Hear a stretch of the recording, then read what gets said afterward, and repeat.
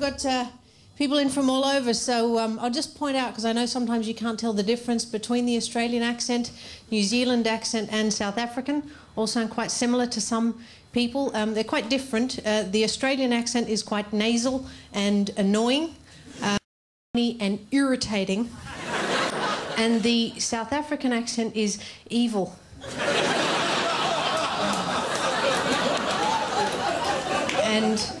And slightly retarded.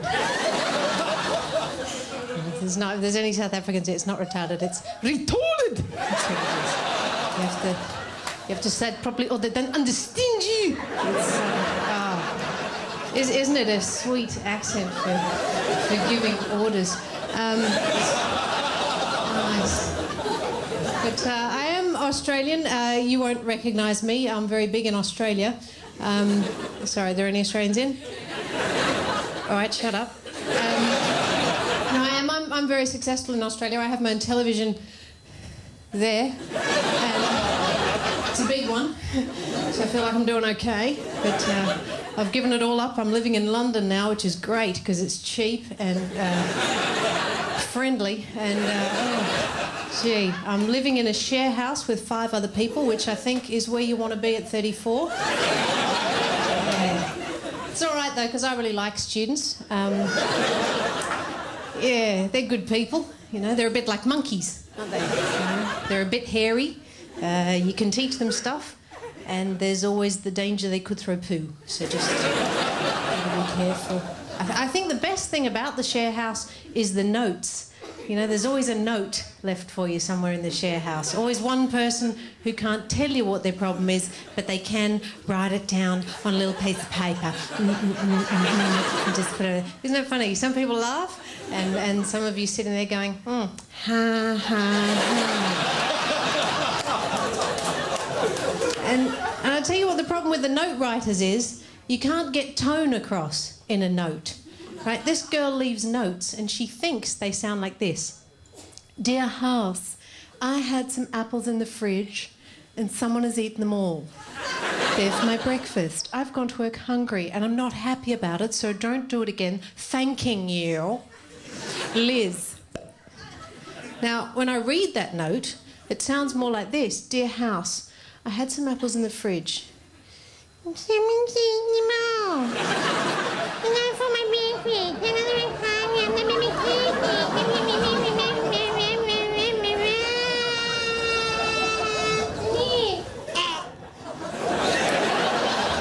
I think, right, well, I got a note for you. Dear Liz, so sorry I ate your stupid apples. Signed, Kevin. I tell you what, though, it's a bit of a worry being 34. I'm going to get Alzheimer's next year, which is upsetting. You get it at 35 when you forget everything you knew in your 20s, because you're really smart in your 20s. You just know stuff. Like, you know that only sad, desperate losers and rapists go to salsa classes. Now, something happens when you turn 35. You wake up going, hey, do you know what? I think salsa's going to be a great place to meet people. And, you know, I've left it too late to have kids as well. That's a bit disappointing. You should have kids when you're young. You know, 15, that's when you should have your kids. Seriously.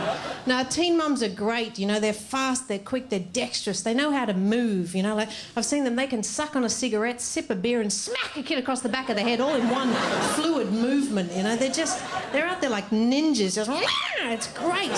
Whereas if you wait till you're 35 to have a kid, too late. You know, you've had too much time to think about it, and you've read books, and you've had debates with your friends. Oh, to smack or not to smack? I don't know. Oh, what a dilemma. Whereas the teen mum just goes to smack, open palm, closed fist. Oh, what will leave less evidence? Look, I do want to say, I know I do talk with my hands a lot, which is a bit annoying and can be distracting, especially if you're deaf. Sorry. She's been sitting there the whole time going, what is this about? I cannot keep up. Every story she's doing is about spiders. I don't get it. And why are they opening doors? Can't they just crawl underneath? I don't understand. But no, I would would like to learn to sign properly so that I could get that job, because they have that job in England on the BBC where you turn on late at night and there's a person standing in the corner helping the deaf people watch television. And it's a great service, but why do you only have it on late at night? Like, what is the thinking in England that you all go, oh yes, the deaf, they love late night television.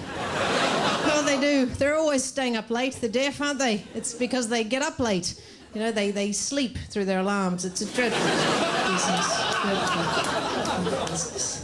I want to remind people too, before I go, if you can remember, that it does only take £10 to feed a homeless person for a month. Obviously, the drinks bill will set you back a bit more. But, thanks very much. Enjoy your evening.